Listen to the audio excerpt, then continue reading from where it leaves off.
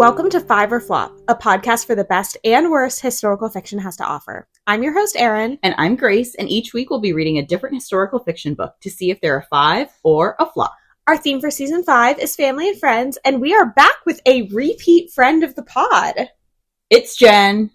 Hi, everyone. It's Jen. You may remember me because I have previously been on the pod for Daughters of the Deer. I was going to say, does she remember which episode? Thank you for the promo, Jen. And could you also tell the listeners what book we are reading this week?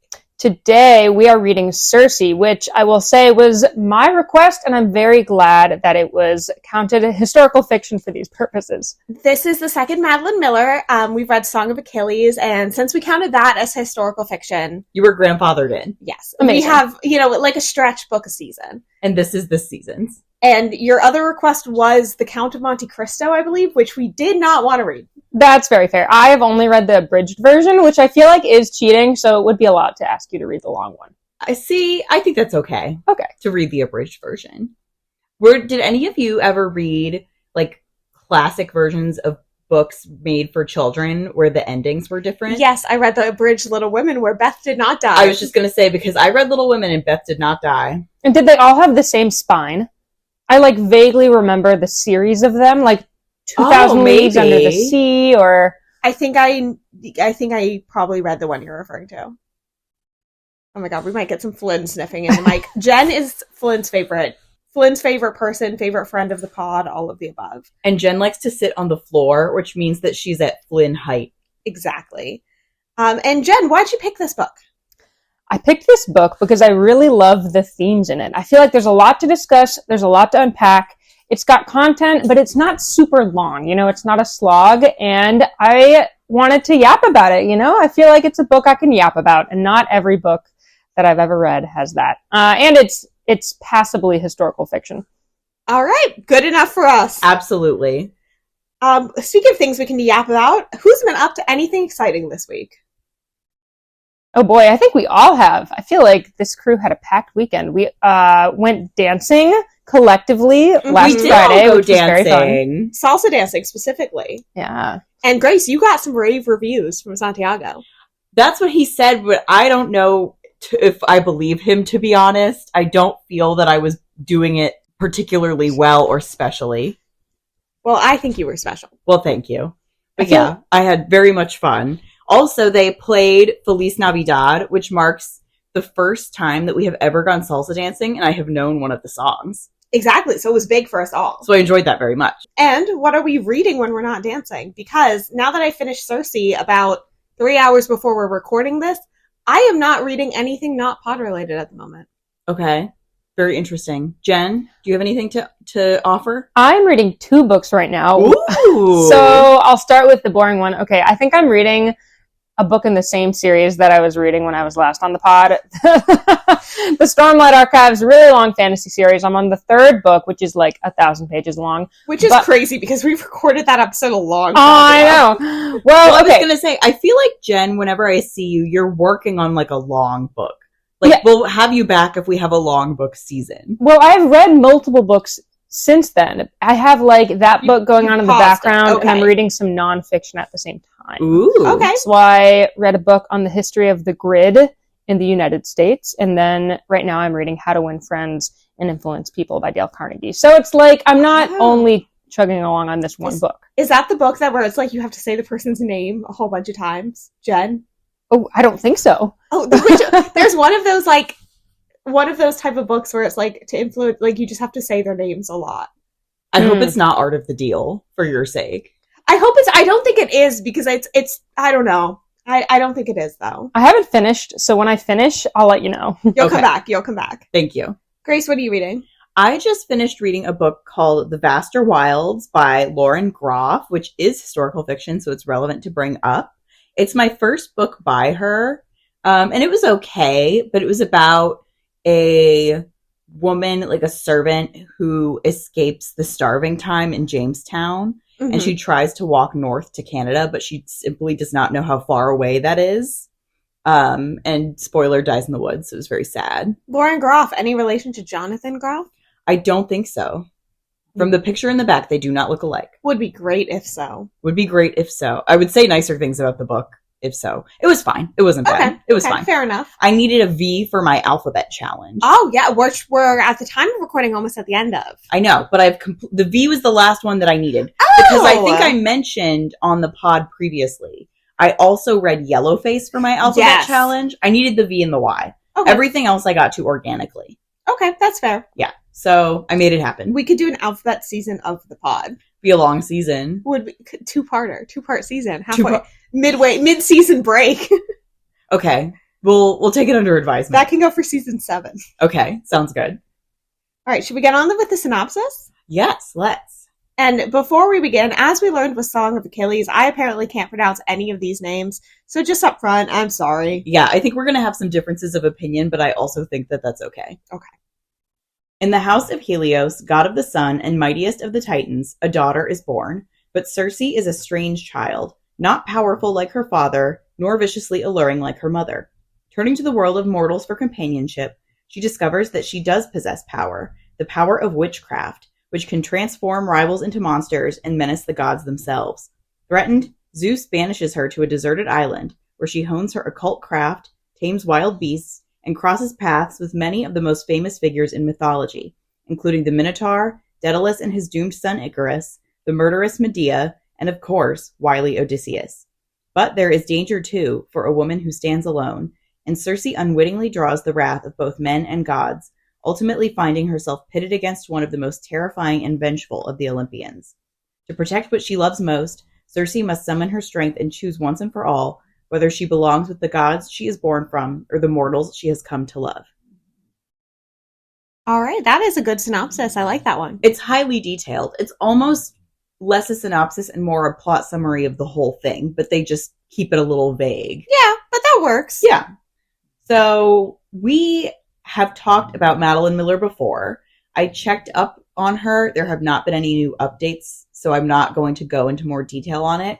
I kind of had hoped there would be updates because last we left her, she had long COVID and was not really writing. Oh. But she has published, other than this and Song of Achilles, a short story called Galatea. But considering it's just a short story, I consider after today we have read her oeuvre for the pod, which I think is interesting, an interesting position to be in. So we can all discuss. Jen, you've read Song of Achilles, right? Mm-hmm. So we can all discuss the merits of them as compared to each other after today. Which is great. We don't always have that even when we do repeat pod authors. I will say, hopefully Madeline Miller is doing well and is healthy and, thriving life. I don't think this is, should she recover her health and her writing and all of that, I don't think this is the last we'll see of her, for sure. I think she really, hit 2 big ones out of the park right off the bat. And their Greek mythology is just so rich. I don't think this is it. But I do think we've never met her. I'm sure she's lovely. But if she was a hack and she didn't want to write more books, I think she has made plenty of money off of these 2 that she doesn't have to. She doesn't want to. Honestly, there's going to be a movie deal for one of them or a short series for one of them at some point. I'm surprised there hasn't been any yet. Yeah. I checked on Circe for the book, has its own Wikipedia page. Oh. And so there was mention of Circe being optioned for a miniseries by HBO, but that was in 2019. So that, I think when you don't hear more about it since then, that just kind of means it's not happening, or at least it's not happening now. Much like the Match trilogy and how that was supposedly going to be made into a movie about 13 years ago. And then everyone knew that they were bad, so that didn't happen. I know. I think they were going to do it, and then Divergent flopped so hard. That it was a lesson. That they probably pulled that one. I do think Madeline Miller kind of kicked off this genre of retelling old stories, because I've heard of many other books, multiple other books that follow the same kind of premise. Grace, we went to that book swap a couple weeks ago, and I think there were 2 different books. One was Romeo and Juliet from a different perspective, and one was the story of Ariadne, who's another Greek, actually comes up in Circe. In Circe. Yeah. And I have a copy of a book called Hera that I'm looking at on my shelf right now that I got from Book of the Month and haven't read. And yeah, I agree with you. I think specifically the Greek retellings for sure. And obviously this is not a thing Madeline Miller invented. We read The Persian Boy on this podcast. And that was from way before. God, did we. But I do think it's this specific type of wave where often these are specifically feminist or female-led retellings. Mm-hmm. And they have the same cover style a lot of the time as Yeah. Circe and Song of Achilles. I saw a YouTube video on this I guess it was probably like 2 years ago, so I guess it was a while ago, but it was interesting. Did y'all ever read The Goddess Test? Speaking of the match trilogy? No, and we've discussed this. Have we discussed this on the pod? Okay. Maybe not on the pod, but you and I have discussed it. That was like the first Greek retelling, aside from like, if I don't count Percy Jackson as a retelling, but like Percy Jackson got me interested, so then I also looked into this one. And it was basically like she was in trials to become the new Persephone, like the new Hades' wife. But the trials were based on the 7 deadly sins of Christianity. So it truly made no sense. Maybe that should be my next audiobook series. Like Distant Waves. Is Like it a Distant series? Waves? Oh, yeah. I only read the first one. I couldn't stomach it. I'm like, this is so bad. But time to pursue them all. Okay. Well, I don't think we need to discuss if we have read Madeline Miller before, because we've established we all have. But I will say, actually, I had read Circe before. I read it maybe 3 years ago now, 2 or 3 years. So it had been a while, and I did read it again. Mm-hmm. But I had read it before. When I read Song of Achilles for the pod, that was a fresh read for me. Oh, really? Mm-hmm. Both of them were rereads for me. So I just reread this one. Like I said, I finished today. Okay. Jen? It was also a reread for me. Yeah, I read Circe for the first time during COVID as part of a book club. Ooh. So it was nice to revisit. We both went, as if we have never heard of the concept of a book club. I mean, Jen being in a book club, kind of rare. As if we aren't a book club. True. What is this if not a book club? All right, let's get into this disclaimer. Our judgments come based on the book and characters within the book rather than any real historical figures they may have been based on. Doesn't really apply here. But anyway, spoilers ahead. So I will start off, because we just said it was a reread. I liked this less than when I first read it. Oh. Not dramatically so. Mm-hmm. When I first read it, and I still prefer this one to Song of Achilles. Mm-hmm. When I first read this one, it was not long after Song of Achilles, and I'm like, this was kind of like a right away 5 for me. It's not quite a 5 for me anymore. Like, I don't think it landed as well for me upon reread. Not saying I didn't like it. I still really enjoyed it. I think it's a great book. I would recommend it to anyone, but it didn't land as well for me. I think I agree. Something about the first reading, and of course, I really liked this book. I really liked it the second time, but the first reading was really powerful, partially because the end is a twist. You don't know that we can spoil, right? That she's going to choose to become human. Mm-hmm. And that's actually not a part of the original myth, which I looked up today. You probably already looked that up too. So yeah, that really hit me the first time. I was like, I don't know, like hadn't really been considering that as I was reading the book, but reading the book knowing the ending, I think made me see it all differently. Mm-hmm. Yeah, I agree with that. I think you probably put into words better than what I was trying to say. But yeah, I think it was just knowing where it was going. It didn't quite land as well, but that's also the product of rereading a book. See, for me, that's very interesting because my opinion of it, I don't think changed, but it was not a 5 for me the first time. I always did like this book, but I also did not remember how it ended. So clearly that did not, the part of my brain that this book sits in, the ending does not occupy the most important place, clearly. Yeah. Because I didn't remember it, and I do have it as something I want to discuss, so maybe we can hop into that now. But that's, I think, that not the thing about this book that attracts me to it. Not even just the ending particularly, but the plot, because there isn't really a plot. No, you have in your notes that it's very episodic, and I think that's a great way to put it. It's kind of just like moments in her life that are happening and that shape her decision to become mortal at the end. Yes. So it revolves around Circe, and also the decision to become mortal. I wouldn't say it's foreshadowed, but I didn't really you don't have an inkling until the end that she's like considering doing that. No, but once you do read that part, it's like everything else makes sense leading up to that. Mm-hmm. And I think that might be why, like, Erin and I think we both shared a relatively similar sense of the rereading, because contrary to you, Grace, that is the only thing I remembered. I forgot almost everything else that happened. I was like, oh my God, she marries Telemachus. Oh my God, she has a son. Like, I don't know why my retention of the rest of the plot was really bad. So as I was reading it, I was looking for those cues of like the theme of like godhood versus humanity.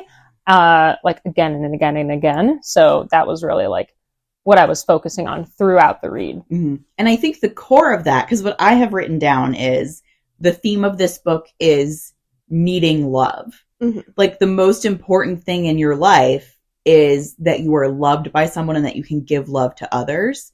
And that's a story that can be told in basically any medium. And Madeline Miller chose to do it through the lens of Circe. But it's not until the end of the book when Circe marries Telegonus. No, which one's her son? Telegonus is her son. When Circe marries Telemachus, that she chooses to become mortal, not just for him, but it's like, you know, she's found people that love her. She has her son, she has her husband, she has her husband's mom, whose husband she also slept with, you know, the whole thing.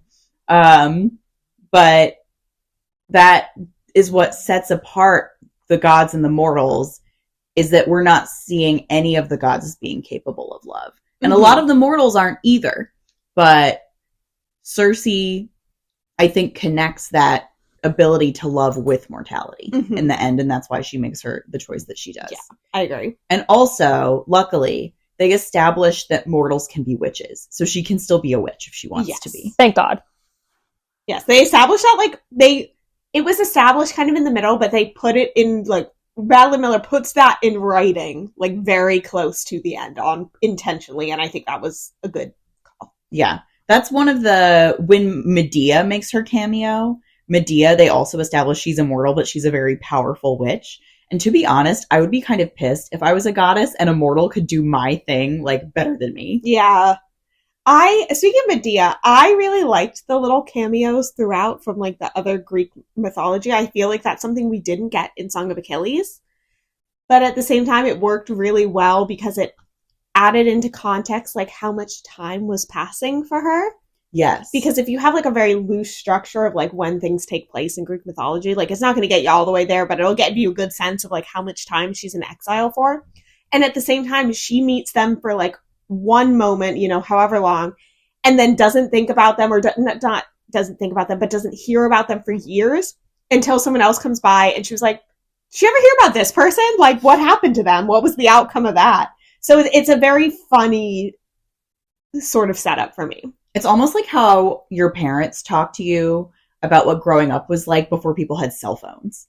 It's you just didn't hear from people all the time. Yeah. You had to write them letters or whatever, Yeah, that's a good way to put it. And then she had to wait and hear for someone to repeat a bard's song to her centuries later. It was very amusing. Someone will come to the island and she's like, you know whatever happened to that girl Medea? And they were like, oh, you didn't hear? She killed all her children. And Circe's just like, oh no. Circe loves to name drop Daedalus whenever she can. You know my best friend Daedalus? She's like, you see that loom over there? And also, I honestly kind of love this. And it was not, I don't think it was gratuitous because I think it just played into this is how the myths are. We already established Circe was sleeping with weird people. She sleeps with a lot of these people. All the people whose names that you would know, she's sleeping with. Hermes, Daedalus, Odysseus. Again, Odysseus' son. All the first shit. One she makes a god. Yeah. Glauconus. They didn't even sleep together, did they? But she wanted to. Oh, but she wanted to. You're right. He rejected her for being, I think, too ugly. Which is unfortunate. She had the voice of a mortal. So they all hated listening to her. She sounded very screechy. Mm-hmm. I read the Wikipedia page on Circe, not the book as the myth or the figure. And they said that during the Renaissance or something, she was a big symbol of a sexually empowered woman. And I think it makes sense given the book, well, she's there sleeping with people because she wants to. And that didn't probably fly during the Renaissance. Well, I was going to say, I think back in the day, they were look at this. This is so bad and threatening. And now here we are. And we're just woo! Girl power. Girl power. Yeah. That's the biggest summary. Let's talk a bit in comparison. Before I go into the comparison of Song of Achilles, I love when Odysseus was talking about Achilles, and he was like, yeah, and then the best part of him died, and he was never the same. And I'm like, I know what happened. I read that one. It's the cinematic universe. It's exactly. When you read a series of books and you have one character that pops up in all of them, it's Odysseus is that for this. Obviously, he has a bigger role in these books than he did in Song of Achilles, but not even by much even. It's just a very different kind of role. I need that to continue. And Madeline Miller, I really would like you to write more books because I would like these instances to keep popping up. I find it very amusing. Yeah, where Odysseus shows up and goes, well, Achilles and his boyfriend. Flynn got startled at that point. Well, she shouldn't be. I've been talking loud this whole time. But going back to Song of Achilles, I did like this one better. Like, I don't remember what I rated Song of Achilles, but just in my mind, I like this a lot better still. I liked the format. I liked how it was more episodic. It followed less of it was linear, but it followed a bit less of that linear narrative structure. And I thought that worked really well at just being a mirror into her exile. So I think I like the structuring of it better. Whereas Song of Achilles, like, I did like it, but at points I got really bogged down in some of the war stuff that I just don't care about. Mm-hmm. Do you think that Circe is a more likable character than Achilles too? How do you think those two compares? Absolutely. First person? Absolutely. I think Circe's much more likable. To me, that does not make or break for a book. There's a lot of books I really, really like that do not have likable protagonists. So that's not really a massive factor for me. Yeah, I think that's fair. It might be for some people, but definitely Circe is a much more likable main figure there. Mm-hmm. I do think the defining difference between the two of them for me is not even about the plot difference, because you're right, Circe does not have a plot in the way that Song of Achilles has one much more literally, but it's focusing around a single central character versus focusing a romance. Mm-hmm. I think those are two very different vibes, and I like these books closely equally. I do prefer Circe. I think you can tell if you read them both, especially if you read them both close together, that Song of Achilles was her debut and Circe was the second book. Mm-hmm. I think you can see the writing get a little bit tighter. Yep. But I would recommend them both to people. I would recommend different ones first to different people based on what I know about their taste. Mm-hmm. That's fair. Yeah. But I do think Circe is my preference, which actually I think is a big concession for me about the quality of the writing, because I tend to prefer a more standard plot to something like this. Mm-hmm. However, I also just do have my own bias in that I do generally prefer to read female main characters. That's not a hard and fast rule, but that's just something that I like. Mm-hmm. So Circe does have kind of an automatic leg up for me there. That's fair. I think that's a fair point. Jen, what do you think? Yeah, I think I like them both. I think it's hard to compare them when Song of Achilles is just so sad. Like, you have to be emotionally ready to really cry. I mean, I don't know, maybe not everyone. If you're a crier, I'd be ready to cry. And so as someone who, I don't know, I enjoy reading stories like that, and I think the emotional range is nice, but in general, I find Circe to be more uplifting and also more relatable. Mm-hmm. Like, I think that the, themes of, like, what it means to be human and to die, and, like, finding ways to, like, embrace that and the love that comes with knowing that, like, you're here on Earth for a temporary time is, like, a little bit more something you can grapple with, whereas, like, Achilles and Patroclus' story is, like, tragic, and, like, obviously, like, you guys know Hannah, I have a girlfriend and I love her very much, but, like, I don't really want, like, it's a little bit harder to, like, put us in that place, whereas, like, me being like, okay, I'm human, I find it a bit more of a relatable tale and a much less tragic tale, and a more hopeful one. Yeah. And see, that's so interesting, because I do think overall these two books are kind of similar. We've pointed out a lot of differences, but it's the same person writing them. They have similar tones in terms of the prose. They are both based in Greek mythology, all of this stuff, but we have all pinpointed different things that we think set them apart. Mm-hmm. So I think that is the sign of a book that's well crafted, where there's so much thought put into the construction of it. Absolutely. Even though on the surface, it's not as complicated as, reading Shakespeare or reading Infinite Jest or whatever, but it's got all of these layers to it that's why I like doing the pod. You don't always appreciate it until you get into a room and say it out loud. I think what's also great with Madeline Miller in general, I think she is kind of like hitting this niche at a good point in time, because if you think about it, like, the people who are reading her books are the same people who grew up with Percy Jackson. They are primed to enjoy Greek mythology, and I think she takes it to that adult level and elevates just like the themes and the stories and still makes them a bit more approachable than maybe just reading like traditional Greek mythology, but does it in a way that still kind of holds true almost to that nostalgia. And whenever she picks an approach to something, she really sticks with it and clarifies it almost in a way that's simple. Like in this book, you focus a lot on the relationship between gods and mortals. And that element is present too in Song of Achilles, especially because of the character of Achilles' mother, who is a goddess. Mm-hmm. But in this book, it's stamped all over, like gods intermingling with mortals. And just the simple way that she writes to clarify that they are similar, but they're just set apart from each other in this way that is completely unovercomable. It's, again, I don't know what to call it other than simple, but it just clicks. Like the logic of the world makes a lot of sense. Mm-hmm. And she doesn't overcomplicate it. It's not some high fantasy magic system that she's explaining to you. There's not a lot of show in terms of what kind of powers the gods have or anything like that. In the whole beginning of the book, when Circe is with her family before she's banished to Aiaia, they are basically just silly, powerful people. Like she has a high opinion of none of them. Mm-hmm. And that it establishes a baseline for how the first time Circe meets a mortal, she falls in love with him. And then she turns him into a god and he becomes horrible. Mm-hmm. So it's a very good example. Yeah. One thing that I noticed reading it this time, and this is kind of related, but also a little bit of a tangent. As I was reading, it really struck me like the different stages of Circe's life you get to know her in throughout the book.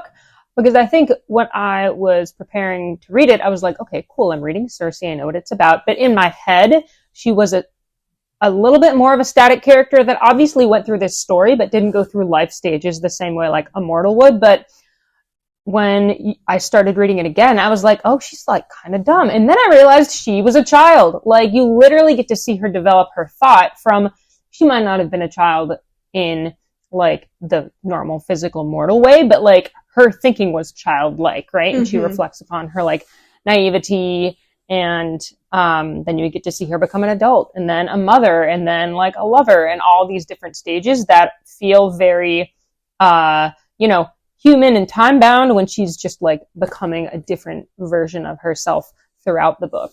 And that kind of surprised me because at first I was like, oh gosh, like I don't like Circe nearly as much as I like remember, like what happened to like this badass character, and she's just not that at the beginning of the book. So, and I think that's a strong sign of a strong character for sure, that you can see that evolution. Something I thought was really powerful. Yeah, me too. I will say I really liked Madeline Miller's prose. I found it getting a bit repetitive stylistically for me as I went through the book, like. And in some ways that works, but in some ways that also, I think, is not as effective. It just feels like a little bit flowery at times. Mm-hmm. And I'm like, okay, like let's keep it moving. I do think the thing in Song of Achilles, because she's building up a romance and also because there's much more of a linear plot, you're stuck with the same characters the whole time. It does make you more emotional, like in a way that this book just doesn't, because you're only with Circe and so many of the other characters come in and out, that your emotional height of it at Song of Achilles really does reach at the end. I found the end of Song of Achilles much more satisfying than the end of Circe. I didn't dislike the end of Circe, but the quote that stuck out to me from this book that was like really emotionally resonant, that's the thing that I remembered most from my first read a couple years ago that I wrote down, is in the beginning when she's still naive. It's, she's fallen in love for the first time and is completely blind to the fact the guy does not love her back, etc. She turns this mortal man into a god, and then when he falls for a beautiful nymph, she turns her into the monster Scylla, which I bring up on purpose because I realized we weren't going to talk about it organically, and it's like half of my historical accuracy section. So there we go. But she's learning how to do her witchcraft, and she says to her brother, well, I didn't turn them into these things. I turned them into their true selves. And he says, You do not think it convenient that their truest forms should happen to be your desires. And that sticks with me because that's, I feel like, her first lesson. Mm-hmm. Even before learning lessons about lovers and how the gods work. And like, that's the thing it's internal that she learns. So I found that prose moment that hit for me really, really early. And I didn't have problems with it the rest of the time necessarily the way that maybe you did. Mm-hmm. But once a book, I feel like she hits you with one. Oh yeah, I agree. That sticks out. That, not that line, but that scene sticks out to me a lot. Mm-hmm. I took a couple pictures of some lines that stuck out to me. And one of the ones that I wrote down was when Telegonus is... Can you remind me, is that her husband or her son? That is her son, yes. G is her son. Thank you. I don't know if that helps, but G is her son. It probably won't. Like, Telegonus, her son, wants to leave to go find Odysseus. Telegonus? He wants to leave. Oh, that might help. That might help. Mm-hmm. As if you're going to need to know this beyond once we finish recording. Anyways, he wants to go find Odysseus, and Circe's freaking out. She wants him to stay. She wants him to be safe. She wants him to be, like, with her. And he says, fear in the gods, fear in the gods. That is all you talk about. It is all you have ever talked about. Yet 1,000 men and women walk this world and live to be old. Some of them are even happy, mother. They do not just cling to safe harbors and with desperate faces. And I thought that was really interesting because it, to me, seems like, they do not just cling to safe harbors with desperate faces. Like, you wouldn't think that that is talking about the world of fear and gods, like he's portraying the humans as the ones who like have it good, whereas like Circe's stuck here just like clinging to her little island. And I think that like I think that's like a little bit of a turning point in how the world of the gods is talked about in the book. I don't know, stuck out to me. Agreed. Wow. So deep. What can I say? But just kind of to sum up Circe in general, I really liked it. To me, it's not a 5. I've read other books that I think are 5s. Mm-hmm. I mean, clearly, that's what we're doing here. But to me, this one wasn't quite a 5, but I can't really express why, and I feel like I've done a bad job, and maybe it's just because we're all kind of tired, but I feel like I've done a really bad job expressing why it might not be a 5 for me. But I think that sometimes books are just good. Yeah. And there's nothing wrong with them. But it's not like a formula that you follow to get to a 5. 5 is just a 5. As much as we try. Yeah. Well, But yeah, so I really enjoyed it. I liked it. I don't know if I'll reread it again in my lifetime, but I will recommend it again in my lifetime. I will say, I do think to its credit, I did not particularly want to reread this book, not because I didn't like it. Like I said, I liked it the first time. I liked it the second time. But I was just like, I've already read it. I could be reading something else, but I'm reading this, And also when you read something because you have to, you're just less eager to pick it up, But as I was reading it, I was like, you know what? This is really good. So I was not bummed to pick up my Kindle every time to go back to it. So I think that says a lot. I think that says a lot, too. So do we do the star calculator at the end, or are we doing it like right now? We're doing we're just kind of summarizing to transition into historical accuracy. So if you have any more summary points, and then we'll do the star calculator after, because how could we do the historical accuracy section without whatever we found on Wikipedia? Oh, of course. Okay, I would like to clarify. I confirm everything using sources that are considered scholarly. So I mostly do that also. Okay, thank you. Particularly great when like one of the Smithsonian museums will like website sometimes will happen to have an article on something we're reading. That's the golden ticket. Excellent. I am sure you struggled a little bit.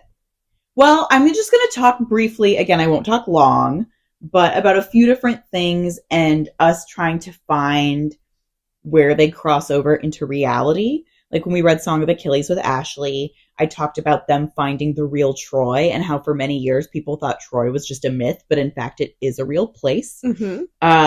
So I will talk about a few things here. And first I want to establish that there is no one myth of Circe. There's a lot of different versions. For example, the biggest change is Telegonus, Circe's son, is the one who kills Odysseus. And there are some versions of the myth where Circe brings him back to life, which is a pretty big change because in the book, that does not happen. And in many other versions of the myth, that does not happen. So there's just not like one constant that you can point to, but there are like highly believed versions. So we already brought this up. In the book, Madeline Miller describes Circe as having a mortal's voice because the biggest and most cited source of Circe mythology that we have comes from Homer in the Odyssey. And he describes Circe as having lovely hair and human speech. So that's where Madeline Miller got the element of her having a voice that is grating to the gods because it sounds like a mortal. The story that is the most known from Homer is in the book of her turning men who come onto her island into pigs, specifically Odysseus and his crew. And then Odysseus is helped by the gods to know how to persuade her to turn the men from pigs back into men. And then they live on Aiaia for a year or so. And actually, I found that most sources have that god that helped him as Hermes, which is interesting because Hermes flits in and out of the book, mostly in the beginning, as someone who brings Circe basically gossip about the gods, and they sleep together and then he leaves. So it's someone who knows Circe and is using that information to gossip with others, which is a really fitting portrayal based on how Madeline Miller chose to put that in there. So some sources say Odysseus and Circe had 3 children. That is Telegonus, who makes it into the book, and then Latinus, a son, and a daughter, Cassiphone, who do not make it into the book. Or Cassiphone, I don't know. I'm not doing that right now. And they did not make it into the book. And I think that's okay. Already having the one baby, like, I feel like it's just thematically more resonant to focus on him, especially because he does kill Odysseus. Yeah. We don't really need the other 2. I do think tragedy befalls the daughter in some way, and I already don't remember how. But no one needs to know, because she's not in the book. Then I'm going to talk about Scylla and Charybdis. Scylla is actually, I think, pretty important in the book. You see her a couple of times, but otherwise I think she serves mostly as like an emotional anchor for Circe as the thing she regrets the most, which is turning Scylla into this monster forever, basically out of petty jealousy and nothing else. So as anyone who has read Percy Jackson would also know, Scylla and Charybdis are kind of the origination of that phrase between a rock and a hard place, where she sits on a big rock and she's a monster that picks men off their ships and eats them. And then Charybdis is a monster that drinks in the ocean and creates a whirlpool. So in some versions of the story, actually, they're both monsters. Sometimes Charybdis is just a big whirlpool and Scylla is just a big rock that's really close to the whirlpool that if you sail against it, you run your ship aground and it sinks. So kind of both, kind of neither, whatever. But there is a real origin for the site of this myth. So the real site of Scylla and Charybdis is the Strait of Messina, which is just a notoriously difficult place to sail. So there is the large rock where the monster Scylla would theoretically sit is on the shore of a town in Calabria called Scylla, but spelled with an I instead of a Y. So that's very interesting. And then nearby, there's just a whirlpool. Oh, for real? Yes. Wow. Well, it's like, next podcast. Things get twisted, turn around. Next podcast trip to go see the whirlpool. I felt like in my head, whirlpools are in the same category as quicksand, whereas they're like mostly mythical, but every once in a while they pop up like, oh, wait. And also they take up a lot more space in your head when you're young than they do when you're a grown up. Did y'all, well, I don't know, because you might not have had pools growing up like I did in Florida. Did y'all ever try to swim around with your friends to make a whirlpool in the pool? Oh, yes. Okay, good. Glad this is a shared countrywide experience. Yeah. There is also drama going on currently in Italy regarding the Strait of Messina because they want to build a bridge over it. And if built, it would be the world's longest suspension bridge. But there are what is called seismically active faults that make the area very earthquake prone. So it just doesn't seem like it's a great place to have a bridge. I wonder, do the earthquakes play a role in the whirlpool? Like, could they be related? I don't know. Okay. Yeah, maybe. That's why we're not a geology podcast. Yeah. I also noted when I was Googling Scylla, there is an AI company that's called Scylla, and that is fitting because Scylla is a scary monster. So true. So true. And then lastly, I will just talk briefly about Ithaca, which is where Odysseus is from, famously where he's trying to get back to in the Odyssey. And it is hilarious to me because, like I said, last time we talked about Song of Achilles and we talked about Troy and how Troy is real and we found it. There are people, it's like a contest or something to try and find which island is Ithaca, because there is a current day island of Ithaca, but everyone pretty much agrees that that is not Odysseus's Ithaca, that things have changed in the intervening several hundred years. So there's just all of these academic guys who basically are like, this is my island that I think is Ithaca. And no one can, and some of them aren't even islands. They're just like, well, back then it's not an island now, but the sea level was higher. So it would have been an island, blah, blah, blah. So I just think it's funny because I was like, oh, maybe that there is like an island that we think is Ithaca or an island that we think is Aiaia. And the answer is no. There are no islands that we know for a fact are Aiaia. But if you pick just like a guy that you like, then you can believe whatever island that he has picked to be Ithaca. I have a comment to make about Ithaca if you see me scrolling on my phone here. Yes. So, did y'all ever read a book called Ithaca? No. I read a book called Ithaca in high school, and I'm trying to find it, and the only one I can find is a book by Claire North that came out in 2022, which cannot be the same one I read. But it was about, like, what it was like on Ithaca when Odysseus was gone, and it ends with, like, him returning. Do you think maybe they spelled it with a K? Hold the mic for a second. Hold my earrings. Grace, you were so right. It came out in 2004 by Adele Giras. I'm going to add this to my to read because now I want to reread it again. It's a YA book. But it was about, like, what's happening on Ithaca. And I forget why we read it in school, but we did. So thank you for correcting that spelling there. Well, there you go. Well, we call it, Ithaca with a C because we were Americans. That's so true. But I think the Greeks, they love the letter K. So I think we're ready to move into the star calculator. All right. Our star calculator is based on the categories of historical accuracy, originality, characters, prose, and vibes. I can start? Go ahead. Historical accuracy, I think I just gotta go a solid 4. I mean, it's Greek mythology. Yeah, that's about it. Originality, I would give it a 5. I thought the structure was original. I thought Circe's perspective was original. And I like that she also called a little bit to Song of Achilles as well. So I thought that was fun. Characters, I'm going to give it a 5. I really like Circe as the protagonist. I thought she was a phenomenal choice to tell the themes in the story. Prose, I'm going to go 3. It did get a little flowery and repetitive for me, and I think that bogged me down. And I'm also knocking off. I'm not always impacted when a book is a reread and I know what's going to happen. In this case, I felt like I was. That could have been unavoidable due to the nature of the story, but it is what it is. And for vibes, I'm going to give it a 4. I enjoyed it. I had a lot of fun. I will be recommending this one. And actually, I'm kind of glad I reread it because now I will remember to recommend it again. So all of that gives me a 4.2, and I'm pretty sure I gave this like a 4.25. So very accurate. Very accurate. Maybe fine leaning 5, maybe not quite that high, but like very, very high fine otherwise. Okay. All right. I am going to agree with you about historical accuracy and go 4 for the same reasons. It's well researched for what it is.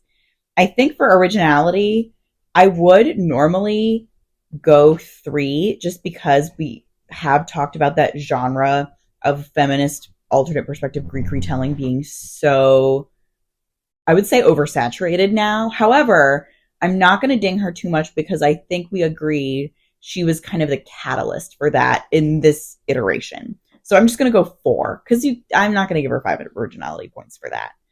Characters, also 4. They were strong, but they're not staying in my heart. I do really like what she was doing with Circe. I really liked Odysseus. I didn't dislike any of them. I thought they were all creative, interesting interpretations of the characters. Prose, 4 also. Actually, this is straight 4s for me. Like, for me, a 4 book is the definition of a book that is good. Like, a 4 is what I expect for my baseline when I pick up a book. I think that I'm not going to average that. I know that the average of 4 is 4. I gave this a 4.25 the first time I read it. I don't re-rate every time I reread, but I don't have a different opinion now. So I think this book is just a little step above what I consider to be my minimum for a good book. This is a really good book. And again, I would recommend it to people. All right. Jen, it's your turn. I'm happy to read off the categories to you as you go. Sure. I remember the first few. You might have to correct me as we go. Historical accuracy. I mean, I'm nothing more to say. 4. Then you 4. What's that? I was going to say, then you got originality. Originality. You know, I feel like I'm going to be quite repetitive with what you both said, so I'm going to try and add some more reasoning. Yeah, I think I'm going to give it a 5 for originality. I personally haven't read a lot of books like this. This was the first kind of retelling I'd read. I read it prior to Song of Achilles, so this was my first experience with Madeline Miller, and I just thought it was really clever. Especially, I had read The Odyssey as a kid, and it was just interesting to revisit that. What's the next one? The next one is characters. Characters, I'm also going to give a 5. I feel like there's a lot of depth to every character, and there's also a lot of, idolizing and then realizing the flaws of each and every character, and a lot of growth, as we talked about. And that idolizing, we didn't even talk about that with Odysseus, but, that was there very strongly for him as she comes to learn, when he returned, he was not an upstanding gentleman. Mm-hmm. Yeah, big swing there. Prose, yeah, I think I'm going to give it a 3.5. Do we give halves or no? Yeah, we give halves. 3.5 on prose. I'm typically someone who likes a little bit more action, and I feel like a lot of the action in this book was really, thoughts and reflections. Mm-hmm. I feel like there's a lot of either imagining or reflecting upon different things that happen and how Circe feels about them, which gives it a lot of depth, but it also can feel a little repetitive, and she muses over a lot of the same things. And then vibes, I'm going to go with 4 on vibes. I don't think I need a reason for vibes. Okay, well, that is a 4.3. So how would you categorize this in our scale? I'm gonna round up to 5. All right. I wouldn't use the word fine to describe this book. So. Fair enough. That's what's fun when we have guests, is because everyone does the scale differently. We have some people where they would say that was a midline fine, a 4.3, but I tend to round up, so. All right. Well, Jen, thank you so much for joining us. Thank you for your recommendation, and we've enjoyed having you. Thank you for having me. It's been very fun. You have been a fantastic repeat guest. I'm so honored.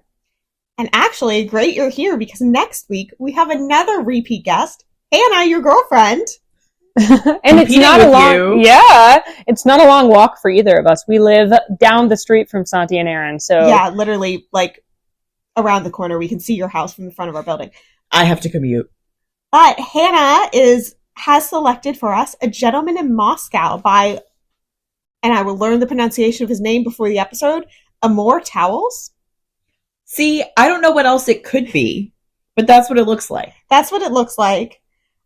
We'll find out. And if anyone remembers, Hannah was our guest for Love in the Time of Cholera, so she's got some redemption to do.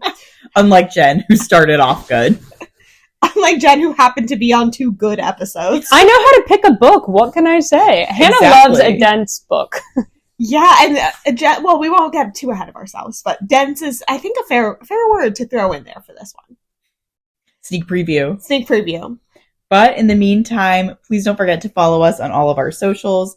Instagram, Twitter, and TikTok are all _pod. We're getting towards the back of the season, so now time is, don't worry, not running out to join our Storygraph Reading Challenge, but time is running out to read along with us, so go ahead and join that. And we have some big ones coming, so you might want to start now. Yeah. You can find the recommendation form in our bio, so if you have more books you would like us to be reading, let us know, and we will take that into account for future seasons. If you ever have any questions, comments, we don't have to take any concerns, so that's not an option. Email us at 5o'clockpodcast@gmail.com. And in the meantime, Jen, do you want to sign us off? Happy reading. Bye.